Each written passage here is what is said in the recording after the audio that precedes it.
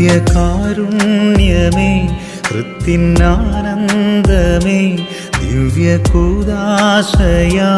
എന്നിലലിയൂ സ്നേഹവാത്സല്യമേ ആത്മസൗഭാഗ്യമേ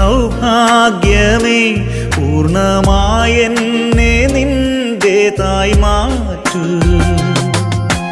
മഴയായി പൊഴിയൂ മനസ്സിൻ പൂവിൽ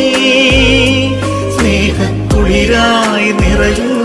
ഇന്നെൻ ഹൃത്തിൽ